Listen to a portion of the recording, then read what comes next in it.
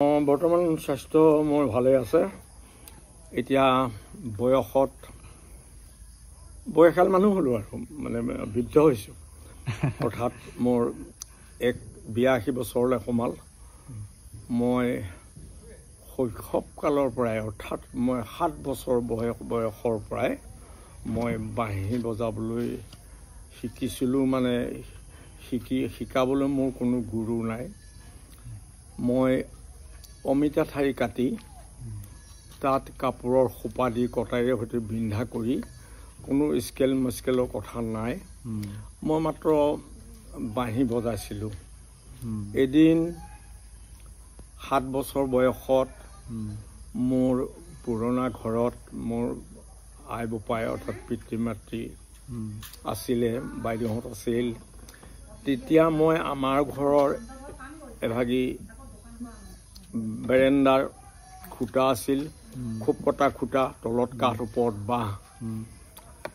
সেই খোপটোত উঠি পেলাই মই অমিতা ঠাৰিৰে সৈতে কৃষ্ণ যেনেকৈ হয় কৃষ্ণৰ ভংগীমা দেখুৱাই মই মাহঁতৰ ওচৰত বাঁহী বজাইছিলোঁ। তেতিয়াৰ দিনৰ বাঁহী আজিৰ পৰা ঠিক 72 বছৰ আগৰ কথা। সেই বাঁহী বজাওঁতে মোৰ মায়ে অৰ্থাৎ মোৰ জননী মা এগৰাকী শিক্ষয়িত্ৰী আছিল। মায়ে মোক এভাগি আশীৰ্বাদ দিছিল যে শুন, তই বাঁহী বজাব পাৰিবি বোপাই, তোক মই আশীৰ্বাদ কৰিছোঁ। সেই মাৰ আশীৰ্বাদ মনত বুকুত ভালকৈ জাগিল। জাগাতে মই অকণমান যেতিয়া অলপ ডাঙৰ হ'লোঁ, তেতিয়াই এই গীতি নৃত্য নাটিকা মানুহবিলাকে কৰে, য'তে ত'তে শুনো। সেইকাৰণে নাটক এখন মই নিজেই লিখিছিলোঁ। তাৰ মূৰৰ শব্দটো ফাঁকি মই কৈ দিছোঁ। শুনি সেই মাতৃৰ বচন, বুকুত বান্ধি ললোঁ ব্ৰহ্মাণ্ডৰ অমূল্য ৰতন, কাৰো ক'তো নাই সাৰ। অৰ্থাৎ মোক কোনেও দেখাই দিয়া নাই। কাৰাগাৰে মেলিলে দুৱাৰ, মোৰ অন্তৰৰ দুৱাৰখন খোল খালে, আৰু বিজুলীয়ে লৈ গ'ল মোৰ বাট দেখুৱাই। মই এই বাঁহীটো অমিতা ঠাৰিৰে বনোৱা বাঁহীটোকে মই ভাবিছিলোঁ যে এইটোৱেই বাঁহী নেকি। তাৰপিছত যেতিয়া অকণ ডাঙৰ হ'লোঁ, আমাৰ গাঁৱৰ এজন লোক আছিল, মোৰ থাকি অলপ ডাঙৰ, আৰু তেতিয়া ঠিক 14, 15, 16 এনেকুৱা বয়সীয়াল এজন ব্যক্তি। তেওঁ আমাৰ গাঁৱত এখন থিয়েটাৰ কৰিছিল, নাম আছিল কনৌজ কুঁৱৰী। সেই তাতে সেই মানুহগৰাকীয়ে ভাও লৈছিল। লৈ পেলাই বিন্দুগুৰি বজাৰৰ পৰা সৰু চাই বাঁহী এটা কিনি আনিছিল, অকণমানি এটা বাঁহী। আগৰ আমাৰ মঞ্চ নাই, ষ্টেজ নাই, গতিকে এই ধানখেৰ পাৰি তাতে মানুহ বহে, নৰাৰ সৈতে মঞ্চ বনাই তাতে মানে থিয়েটাৰ পাতে। যেতিয়া মঞ্চত ধুতৰি লগাই থকাৰ বয়সত, মঞ্চৰ ষ্টেজত যেতিয়া ধুতৰি লগাই এনেকৈ থিয়েটাৰ চোৱা বয়স মই সৰু, সেই এনেকৈ চাই থাকোঁতে সেই মানুহজনে বাঁহীটো অভিনয় কৰি গৈ পেলাই আকৌ বাঁহী বজাব। বাঁহী বজালে কোনোবাই ঢুলুকি বজাব, তাবলা বজাব। এই ঢুলুকি চুলুকি ইমান কথা নাই, আমাৰ খোলেই বজায় তেতিয়া আৰু বজাওঁ। এনেকুৱাতে এৰীয়া কাপোৰ লৈ এজন মানুহে সেই খৰম পিন্ধি, আগৰ মানুহে খৰম পিন্ধি আছিলে, এই খৰম পিন্ধি সেই বাঁহীটো হাৰমনিয়ামখনৰ পৰা মাটিত পৰি গ'ল, আৰু সেই মানুহজনে গছ চকী ভাঙি দিলে। ভাঙি দিয়াতে অভিনয় কৰা মানুহজন আন কোনো নহয়, তেওঁ হ'ল বদন শইকীয়া, প্ৰয়াত বদন শইকীয়া। তেখেতে শিল্পী পেঞ্চন পাইছিলে, গ'ল, এতিয়া ঢুকাল।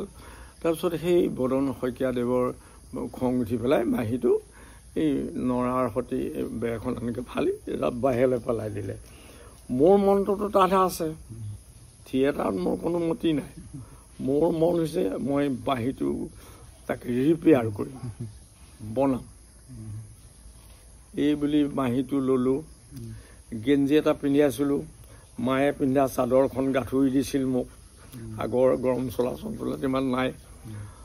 তাৰপিছত বাঁহীটো লৈ মাহঁত ঘৰলৈ নগ'লে মই যাব নোৱাৰোঁ, ভয় লাগে। তাৰপিছত যেতিয়া ঘৰলৈ গ'লোঁ, গোটেই মাহঁত শুই গ'ল আৰু মই গোটেই ৰাতিটো আমাৰ বৰদেউতা, আমি বৰপিতাই বুলি মাতোঁ আগৰ, বৰদেউতাৰ এখন জাল আছিল, কামুৰিব জাল, লাঙি জাল বুলি কয়। সেই জালখন ৰিহা সূতাৰে তৈয়াৰী। গতিকে জালখন কাটি মই সেই সূতাৰ সৈতে ভাতৰে সৈতে আঠা দি তাক সেয়া সূতাৰে বান্ধি মোৰ জীৱনৰ কাৰিকৰী বিদ্যা আৰম্ভ হৈ গ'ল। বাঁহী 11টা বজা আগতেই মই বাঁহী মাত উলিয়াই দিলোঁ, বাঁহী বাজা হৈ গ'ল।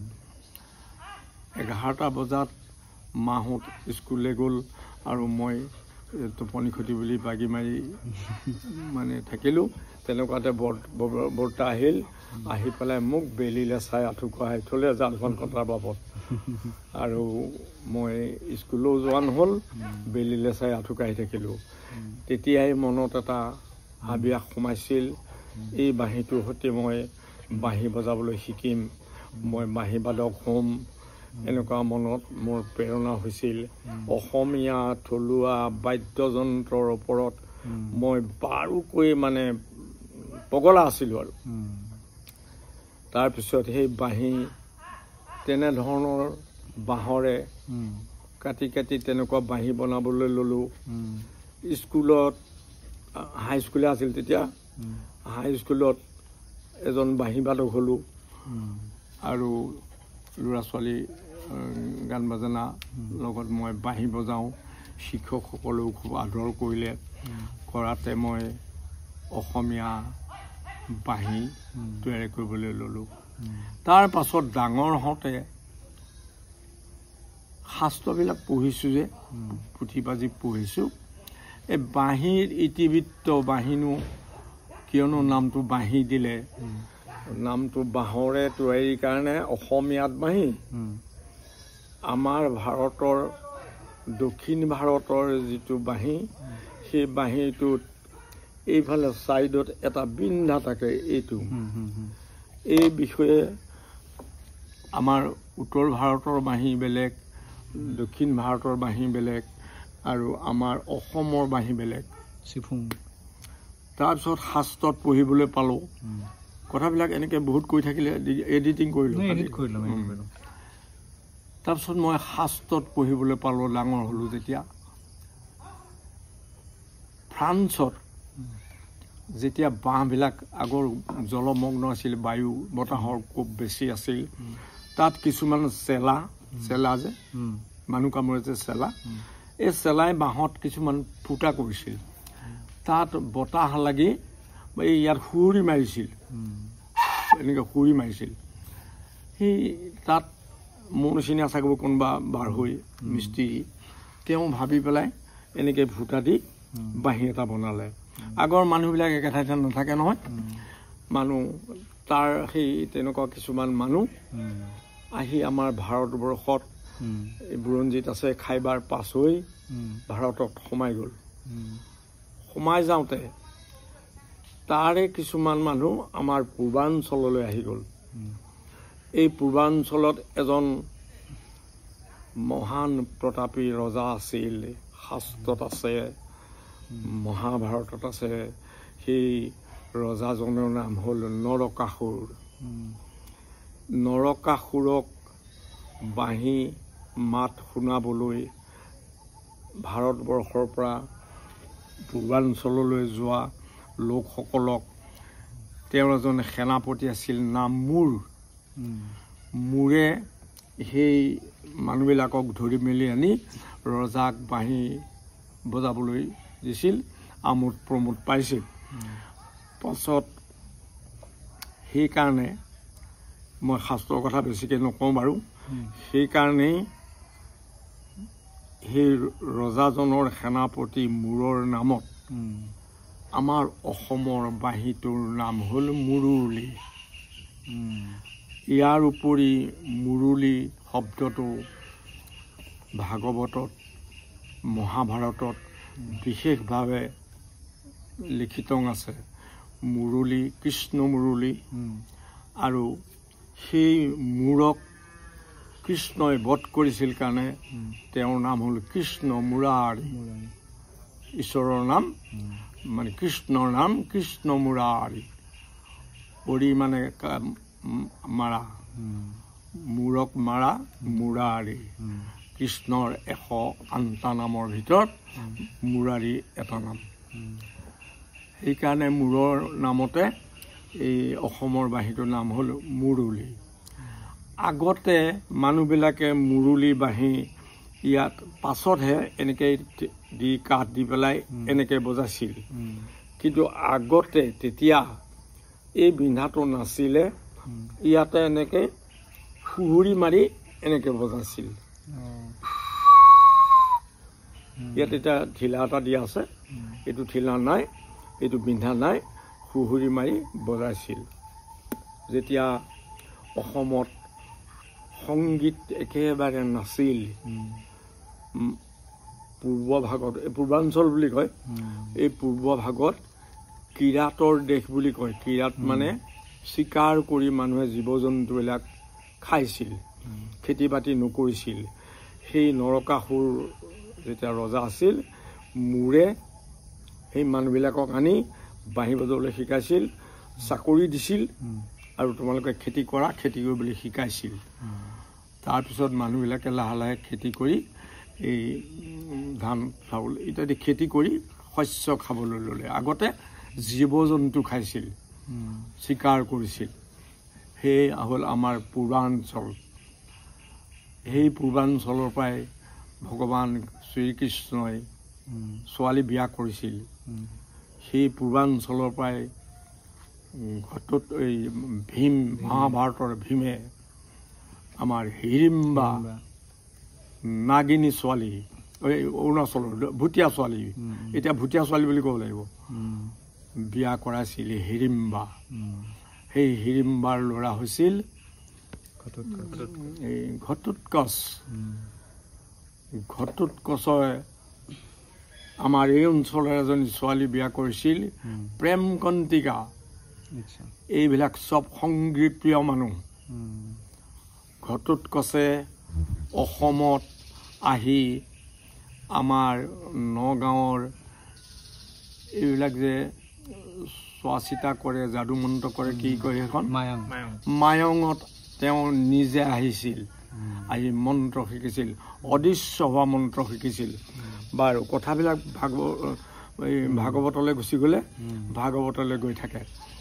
তাৰপিছত এতিয়া এই মুৰুলি বাঁহীটো অসমত বজাবলৈ ল'লে।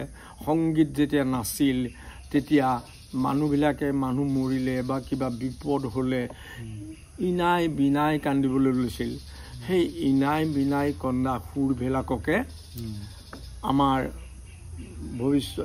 বৰ্তমান লিখকসকলে নাম থলে মালাতি গীত। এই মালাতি গীত আগৰ মানুহবিলাকে বিনাই বিনাই কান্দিছিল বা কাহিনী এটা কৈছিল, যে যেনে মোৰ ল'ৰাটো মৰিল, মোৰ ল'ৰাটো এনেকুৱা আছিলেও, মোৰ ল'ৰাটো গছত উঠিব পাৰিছিল, মোৰ ল'ৰাটোৱে মাছ মাৰিবও পাৰে, মোৰ ল'ৰাটোৱে ধুনীয়া ধুনীয়া এনেকৈ ইত্যাদি বৰ্ণনাই সেই কাহিনী বনাই পেলাই কৈছিল। তাৰপিছত এই অসমত বিবাহ প্ৰথা হ'ল। বিবাহ প্ৰথা হওঁতে এই তেতিয়া অসমৰ মানুহবিলাকে বিয়া নাম গাবলৈ শিকিলে। শিৱ পাৰ্বতীৰ নাম দি তেওঁলোক দৰা কন্যাক শিৱ পাৰ্বতীৰ নাম দি জৰা দি নাম গাবলৈ শিকিলে। সেই নাম গাবলৈ শিকাৰ পাছত বিয়া নাম ওলাই গ'ল। বিয়া নাম ওলোৱাৰ পাছত এই বামুণসকলে মানে পুৰোহিতসকলে এই কিছুমান ল'ৰা ছোৱালী চকুৰ অসুখ হয়, ডিঙি ফুলে, খোৱা পানী ভাল বিশুদ্ধ পানী নাই, এই নদী পানী খায় যেতিয়া বেমাৰ হ'বলৈ ল'লে লওঁতে তেওঁলোকে এবিধ গীত সৃষ্টি কৰিলে জলকুঁৱৰী গীত এই জলকুঁৱৰী মানুহ ঘৰত আহি সেই তেনেকৈ তেওঁ মানে জলকুঁৱৰী গীত গায় মানে সেই বেমাৰটো এটা সান্তনা পায় আৰু তেনেকৈ বেমাৰ ভাল হ'ল সেইকাৰণে জলকুঁৱৰী গীত সৃষ্টি হ'ল জলকুঁৱৰী সৃষ্টি হৈ যোৱাৰ পাছত যেতিয়া মানুহবিলাকে খেতি কৰিবলৈ ল'লে চৰাই খেদিবলৈ ছোৱালীবিলাক যেতিয়া যায় আৰু এই কাতি আঘোণ মহীয়া যেতিয়া পথাৰৰ তলত পানী শুকাই যায় তেতিয়া তাত এবিধ পোক সৃষ্টি হয় এই ছোৱালী মানুহে ওৰণিটো নামাৰি গামোচাখন এনেকৈ পাক মাৰি দিলে যেনেকুৱা দেখিবলৈ তেনেকুৱা এটা পোক সৃষ্টি হয় নাম সেইটো পোকটোৰ নাম হ'ল বালিমাহী সেই বালিমাহীটো আকৌ এনেকৈ থাপৰ মাৰি দিলে সি এনেকৈ নাচি থাকে থাপৰ মাৰি দিলে নাচি থাকে তাৰপিছত এই ছোৱালীবিলাকে ধান ৰখিবলৈ গৈ চৰাই খেদিবলৈ গৈ সেই বালিমাহী গোটাই চাপৰ দি বালিমাহী গীত গাবলৈ ল'লে বালিমাহী গীত গোৱাৰ পাছত এই কিছুমান যুৱক কোনোবা প্ৰেয়সীৰ কাৰণে আকৃষ্ট হৈ নিজে প্ৰলাপ বকি অকলে অকলে কোনেও নেদেখাকৈ জংঘলৰ মাজত ইনাই বিনাই কোনো প্ৰেয়সীৰ কাৰণে কাহিনী বনাই কথা ক'বলৈ ল'লে লোৱাতে এদিন এনেকৈ লৈ থাকোঁতেই জলমগ্ন জেগা তাতে ভেকুলীয়ে মাত দিলে তেওঁ গোৱা গীতটোৰ লগত নামটোৰ লগত যি অকলে গায় সেইটো গীত বুলি কয় যি এজনে গায় বেলেগসকলে ধৰে সেয়া নাম বুলি কয় দেই তাৰপিছত গাবলৈ ল'লে লওঁতে সেই যেতিয়া সেইটো মিলি গ'ল তালটো মিলি গ'ল তেতিয়া তেওঁ নিজে চাপৰি বজাই পেলাই গাবলৈ ল'লে চোতে গৈ ইত্যাদি কৰি গাবলৈ লওঁতে তেওঁ হাতৰ চাপৰ তালত মিলি গ'ল মিলি যাওঁতে তেতিয়াৰ দিনত চাগৈ মোৰ নিচিনা কোনোবা বাঢ়ৈ আছিল ভাবিলে মিতা মই বাঁহৰে বনাওঁ ৰ'বা এনেকুৱাকৈ চাগৈ বাঁহৰে বনাই এবিধ বাদ্য সৃষ্টি কৰি দিলে নাম হ'ল তাৰ গগনা এই গগনা বাঁহৰে তৈয়াৰী তাৰপিছত এই গগনাডালত মুগা সূতা এডাল লগাই হাতৰে এনেকৈ মাৰি দিয়াতকৈ মুগা সূতা এডাল লগাই এনেকৈ মাৰি দিলে জংকাৰটো বেছি উঠে উঠাৰ কাৰণে মুগা সূতা এডাল লগাই দি বনালে আৰু সেই গগনাটো বনাবলৈ আগলি বাঁহৰ লাহৰি গগনা বুলি সেইকাৰণে কয় আগলি বাঁহডাল পৈণত বাঁহৰ আগফালে বনালে তাৰ থিকনেছটো কম হয় আৰু তাৰ মানে জংকাৰটো বেছি আহে এই সূতাডাল টানিলে জুং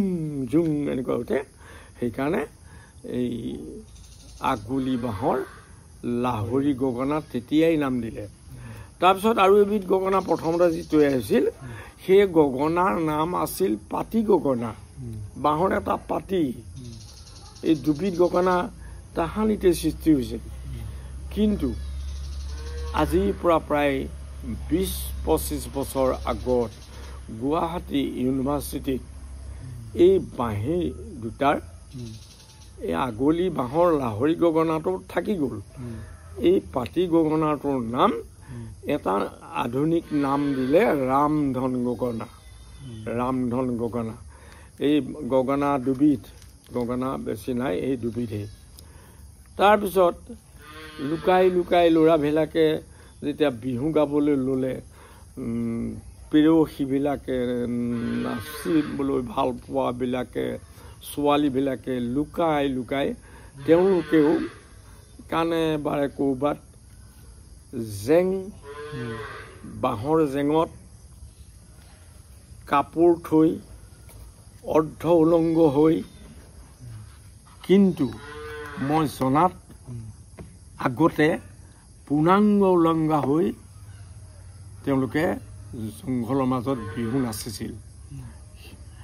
এতিয়া বৰ্তমান সেই বিহুৰ নামেই জেং বিহু কোৱা হৈছে। জেং বিহুত উলংগ হৈ ছোৱালীয়ে প্ৰেম আলিংগন কামনা কৰিছিল দেই। সেইকাৰণে যুৱকসকলে শাস্ত্ৰৰ মতে যেতিয়া বৰাহ গোসাঁয়ে পৃথিৱী আনিবলৈ পানীৰ তলত বুৰ মাৰিছিল, গুচি গৈছিল, তেতিয়া হিৰণ্যাক্ষই তেওঁক গদাৰে কোবাই গৈছিল। কোবাই যাওঁতে গদাৰ কোবত সেই গাহৰিটোৰ দাঁতত নিজৰে তেজ লাগিছিল, ৰঙা হৈ গৈছিল, লিংগ আকৃতি হৈছিল। যেতিয়া পৃথিৱীয়ে বৰাহ গোসাঁই সেই দাঁত দেখা পালে, তেতিয়া বৰাহ গোসাঁইক পৃথিৱীয়ে প্ৰেম আলিংগন মানে ঋতুৱতী হ'ল, প্ৰেম আলিংগন বিচাৰিলে। এয়া শাস্ত্ৰৰ কাহিনী। ইয়াত ক'বলৈ গ'লে বহুতলৈ যাব। সেই তেজ দেখিলে এতিয়া বৰ্তমান যুগত মেডিকেল মতে তেজ দেখিলে কিছুমান মানুহৰ মূৰ ঘূৰি যায়, কিছুমান মানুহ বা জীৱৰ, আৰু কিছুমান প্ৰকৃতি জীৱৰ তেজ দেখিলে ৰোমান্টিক হয়, মানে কাম আলিংগন আহ্বান কৰে, বিচাৰে। সেই আৰ্হি লৈ ম'হৰ শিঙৰে পেপা বনাই তাত নলিচা লগাই মূৰত এখন ৰঙা কাপোৰেৰে মেৰিয়াই কপালত ৰঙা ফোট লৈ যুৱকে যুৱতীক আকৃষ্ট কৰিবৰ কাৰণে লিংগ দেখুৱাইছিল। ম'হৰ শিঙৰ পেপা দেই। সেয়ে এতিয়াও বৰ্তমান ম'হৰ শিঙৰ পেপা। মুখৰ ফালৰ শিংটোক কয় মুখা, মাজত এডাল নলিচা লগোৱা হয়, তাৰ নাম হ'ল নলিচা বা নল, গৰ্ভনলা বুলি কয়। যিফালে মাজত থাকে সেইকাৰণে গৰ্ভনলা।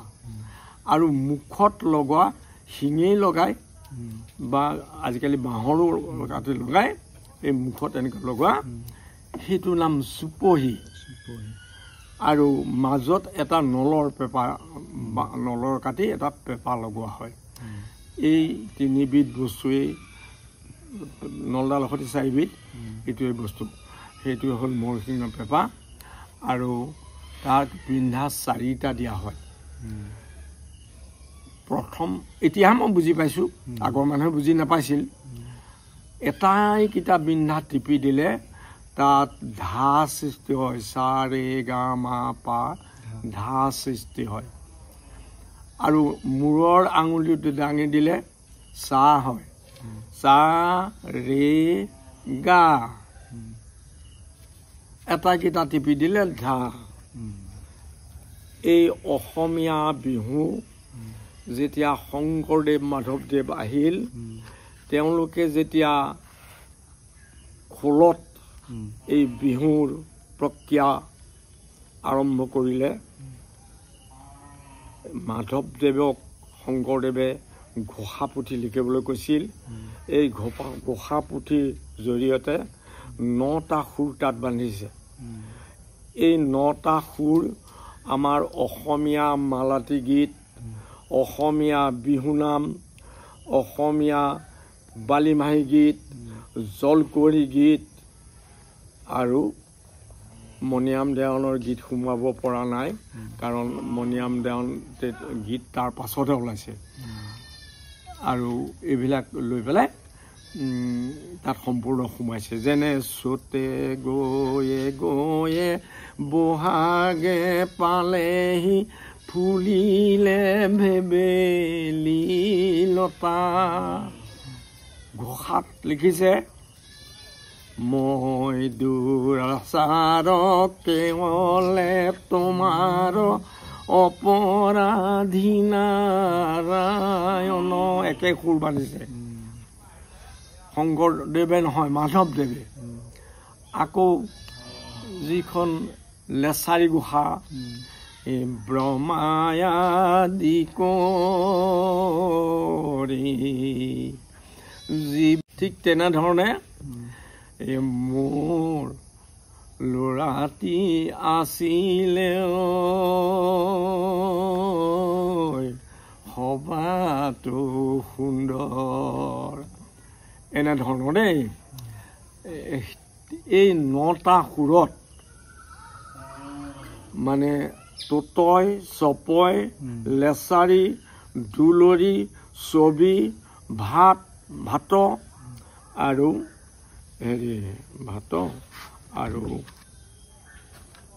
তোতয়, এনেকৈ 9টা সুৰত মাধৱদেৱে ভাগ কৰি দিছে।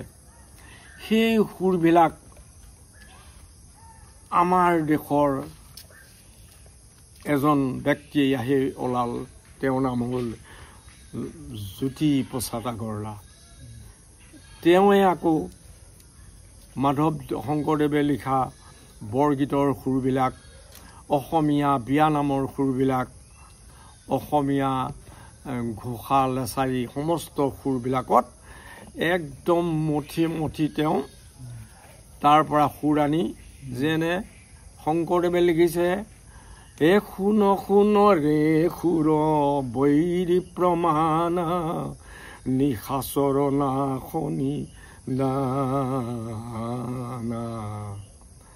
তেওঁ লিখিছে অলুইতৰ পাৰৰে আমি ডেকা ল'ৰা মৰিবলে ভয় নাই। একে সুৰত বান্ধিছে।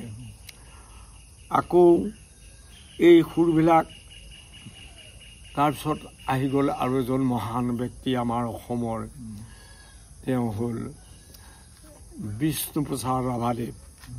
তেখেতে সেই গীতবিলাকত সোণতে সুৱগা চৰাই বিভিন্ন সুৰতে অসমত আধুনিক গীতৰ ব্যৱস্থা হৈ গ'ল। তাৰপিছত ভূপেন হাজৰিকা আৰু পাৰ্বতী প্ৰসাদ বৰুৱা আৰু ৰুদ্ৰ বৰুৱা এনেধৰণৰ ব্যক্তিসকলে বিভিন্ন সুৰেৰে ফোনত সুৱগা লৈ অসমীয়া আধুনিক গীতৰ মহান এটা পৰিসৰ আগবঢ়াই দিলে। সিদিনা শেষত এই অসমীয়া সুৰবিলাকৰে তুলনামূলকভাৱে আমাৰ জুবিন গাৰ্গেও তেনেধৰণৰ গাইছে। যেনে আমি কিছুমান ৰাসত গোৱা গীত, সেই গীতৰ সুৰতো তেওঁ কিছুমান গীত গাইছে। মই চমুকৈ সংগীতৰ প্ৰসাৰটো কেনেকৈ আহিল এইখিনি ক'লোঁ। তাৰপিছত অসমীয়া বাদ্যযন্ত্ৰৰ ওপৰত আমাৰ ভাওনা পাতিলে, ভাওনাত সূত্ৰধাৰে কয়, সূত্ৰধাৰ মানে নটুৱা, নটুৱা মানে নপুংসক, তলৰখিনি তিৰোতা, মুখখন মতা মানুহ, সেইকাৰণে তেওঁক নপুংসক বুলি কয়। ভাওনাৰ প্ৰথম সৃষ্টি আৰম্ভ কৰোঁতেই গুৰুজনাই এই ভাওনাৰ নটুৱাৰ ভাও লৈছিল। আমাৰ ভকতি মাৰ্গত সৰুভাগ মালা লওঁতে তাত 25টা গুটি আছে। 25টা গুটিত 25জন ভকতৰ নামৰে দিয়া হৈছে।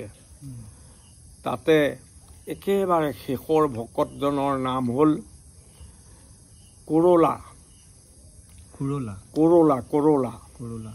সেই কৰোলাক শংকৰদেৱে আতৈ বুলি মাতিছিল সেইকাৰণে তেওঁৰ নাম হ'ল কৰোলা আতৈ এই কৰোলা আতৈত শংকৰদেৱে মাটিৰ সৈতে কেনেকৈ খোল বনাব লাগে কাঠৰে কেনেকৈ বনাব লাগে চামৰা কেনেকৈ লগাব লাগে সমস্তবিলাক দেখুৱাই শুনাই তেওঁ শংকৰদেৱে যেতিয়া দ্বিতীয়বাৰ ভাৰতবৰ্ষ ভ্ৰমণ কৰিবলৈ গৈছিল তেতিয়া এজন ভূপালী নামৰ মানুহক লগ পাইছিল সেই ভূপালীয়ে ৰাগ ৩২ ৰাগ আছে এই ৰাগ গাব জানিছিল আৰু তাল জানিছিল তাল চেও তাল গতিকে তাত তেওঁ ৯খন চেও শিকি আহিছিল চেও বুলিয়ে কৈছোঁ মই মানে ৯খন তাল ঘাট শিকি আহিছিল সেই ৯খন তালৰে আমাৰ অসমত আহি খোলৰ জৰিয়তে ৮৪খন চেও সৃষ্টি কৰিছে তেওঁৰ সৃষ্টিটো সুকীয়া কিন্তু নামবিলাক একে এতিয়া এই ভাওনাত সূত্ৰধাৰে ভাও ল'লে এষাৰ কথা কয় ভো ভো সামাজিক লোক আহাম জাকেৰি কথা কৈছে হে ভগৱান শ্ৰীকৃষ্ণ সভা মধ্যে প্ৰৱেশ কৰি আৱত তাহাক দেখ শুনহ নিৰন্তৰে হৰি বল হৰি আহি সংগী সখী আকাশে কি বাদ্য বাজত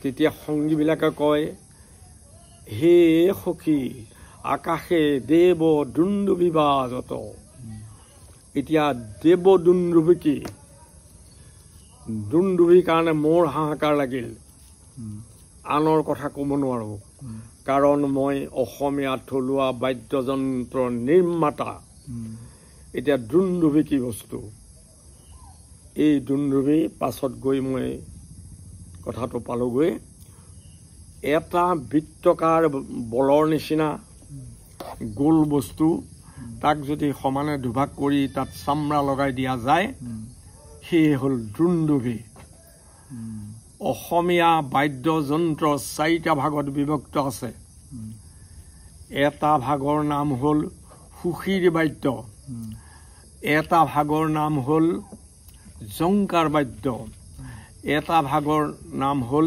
আবৃত্ত বাদ্য আৰু এটা বাদ্যৰ নাম হ'ল তৎ বাদ্য যিবিলাক তাঁৰ লগোৱা সূতা লগোৱা বাদ্য সেইবিলাক তৎ বাদ্য যেনে অসমীয়া বাদ্যৰ ভিতৰত বেহেলা একতাৰা দোতাৰা এয়া বীণা বুলি ক'ব নোৱাৰি বীণা আমাৰ অসমীয়া নহয় আবৃত্ত বাদ্য অসমীয়া আগৰ বিহুটো বজাইছিল ঢোলুক এতিয়া যি বাদ্য বজায় সেইটো ঢোলুকি কিন্তু তেতিয়া ঢোলুক বজাইছিল অলপমান দীঘল আছিল আৰু এফালে ডাঙৰ এফালে সৰু আৰু বাহিৰ ফালে ঘূণ দিয়া হয় ভিতৰত ঘূণ দিয়া নহয় সেইটো ঢোলুকি তাৰপিছত আবৃত্ত বাদ্য ঢোল খোল যিটো আবৃত্ত হৈ থাকে সেইটো আবৃত্ত বাদ্য আৰু এবিধ বাদ্য হ'ল জংকাৰ বাদ্য জংকাৰ বাদ্য যি এনেকৈ কোব মাৰি দিলে জংকাৰ উঠে সেয়া বাদ্য যেনে তাল বৰতাল ৰামতাল খুটিতাল ভোৰতাল আৰু তাৰ লগতে আৰু এবিধ জংকাৰ বাদ্য হ'ল গগনা গগনা জংকাৰতহে বাজে তাৰপিছত এনেকৈ বাদ্যবিলাক সৃষ্টি হৈছে তৎ বাদ্য হৈছে আৰু মুখৰে বজাবৰ কাৰণে শংকৰদেৱৰ দিনত শংকৰদেৱে এটা বাদ্য সৃষ্টি কৰিছিল সেইটো নাম হ'ল কালী কালী বস্তুটো ভক্তি মাৰ্গৰ বস্তু কালী আমাৰ ভাওনাত বজোৱা হয় বিশিষ্ট ৰজা মহাৰজা বা নাম ভূমিকা যিজন গুৰুস্থানীয় তেওঁক প্ৰৱেশ সময়ত এভাগী ঘোষা গায় তাত ঘোষা বজায় সেই বাদ্যবিধত 6টা বিন্ধা আছে তলফালে এটা বিন্ধা নাই তলফালে বিন্ধা এটা থকা হ'লে সেই বাদ্যটোৰ নাম হ'লহেঁতেন চেন্নাই। কিন্তু তলফালে বিন্ধাটো নাই কাৰণে 6টা বিন্ধা আছে। সেইকাৰণে তাত ঘোষা, লেচাৰী, দুলৰি, পদ, চপয়, টোটয় এয়াহে বজাব পাৰি। তাত আধুনিক গীত এটা বা বেলেগ হিন্দী গীত এটা বা ভজন এটা বজাবলৈ অসুবিধা। সেইকাৰণে ভক্তি মাৰ্গৰ বস্তু সেই ঘোষা লেচাৰী গাবৰ কাৰণে কালি সৃষ্টি কৰিছিল। আৰু বাঁহী, সুখীৰে বাদ্য, মুখেৰে বজাবৰ কাৰণে বাঁহী। তাৰপিছত মহসিংহৰ পেঁপা আমাৰ মুখেৰে বজায়, সেইকাৰণে এইবিলাক সুখীৰ বাদ্য। তাৰপিছত তৎবাদ্য দোতাৰা, একতাৰা, বেহেলা এইবিলাক তৎবাদ্য। এই 4বিধ বাদ্য সৃষ্টি হৈছিল আৰু তাৰ ওপৰত আৰু নাই। কিন্তু গোটেই ভাৰতবৰ্ষতে 4বিধেই, গোটেই পৃথিৱীতে 4বিধেই বাদ্যযন্ত্ৰ তেনেকৈ হৈছে। আৰু মই এই অভাজনে এসময়ত গোকুলতে বকুল ফুলাইছিলোঁ, বৃন্দাবনত আছিলোঁ। মই অসমত ৰাস ভাওনাত প্ৰথম বাঁহী বজোৱা মানুহটো মই। আগৰ বাঁহী নবজাইছিল, মই প্ৰথম বাঁহী বজাইছোঁ আৰু তেতিয়াৰ পৰাই এই বাঁহী বজোৱা হৈ গৈছে। আৰু অসমীয়া বাদ্যযন্ত্ৰৰ ওপৰত মোৰ বাৰুকৈ বাদ্যযন্ত্ৰ বজাবলৈ শিকাইছোঁ। দবা কেনেকৈ বজাব লাগে, দবাই কি শব্দ কয়, দবাটো বজালে দবাই কি কয়, এইবিলাক শিকাইছোঁ। তাৰপিছত বাঁহী বজাবলৈ শিকাইছোঁ, গগনা বজাবলৈ শিকাইছোঁ, সত্ৰীয়া নৃত্য কেনেকৈ ভাওনাত নাচিব লাগে, কেনেকৈ সত্ৰীয়া নৃত্য নাচিব লাগে, এইবিলাক শিকাইছোঁ। শিকাই এসময়ত আছিলোঁ বৃন্দাবনত, এতিয়া এই অভাজন আছোঁ ৰসাতলত। আমি বয়সে গৰকিছে। বৃন্দাবনত কিমান দিন আছিলে? কথাটো আপোনাৰ বুজাটো ভুল হৈছে। মই অসমতে বৃন্দাবন তৈয়াৰী কৰি অসমৰে লোকসকলক ৰাসত নচুৱাই বৃন্দাবনত ময়ে বাঁহী বজাইছিলোঁ বুলি ক'ব বিচাৰিছোঁ দেই। সেইকাৰণে এতিয়া মই ৰসাতলত আছোঁ বুলি কৈছোঁ। অৰ্থাৎ বয়সে এতিয়া মোক নকৰা হৈছে, নাটানা হৈছে। মই বৰ্তমান অসম চৰকাৰৰ শিল্পী পেঞ্চনাৰ হৈছোঁ। 42 ফুট এটা দীঘল বাঁহী বনাই মই গিনিছ বুকক ৰেকৰ্ড কৰিলোঁ, ইণ্ডিয়া বুক অফ ৰেকৰ্ড কৰিলোঁ। অসমৰ বিভিন্ন মঞ্চত, বিভিন্ন মণ্ডপত মই বাঁহী বজালোঁ।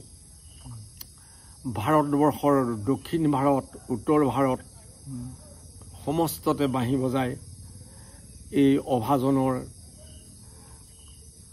মানে সহধৰ্মিনী আইতা, যাক অসমৰ সমস্ত উঠি অহা প্ৰজন্মই আইতা বুলি মাতে। আৰু এই অভাজনক মই অসমৰে ককা হৈ গ'লোঁ। এতিয়া সমস্ত শিল্পী সমাজে মোক ককা মাতে। গতিকে এই আইতাক উত্তৰ ভাৰতত নি য'ত শ্ৰীকৃষ্ণই ৰাসক্ৰিয়া কৰিছিল সেই জেগাত এই অভাজনে এদিন ৰাসকেলি হিচাপে আইতাক নচুৱাই আহিলোঁ। এতিয়া মই বৃন্দাবনত থাকিব পৰা নাই, এতিয়া মই ৰসাতলত আছোঁ। কৃষ্ণদেৱ দামোদৰ।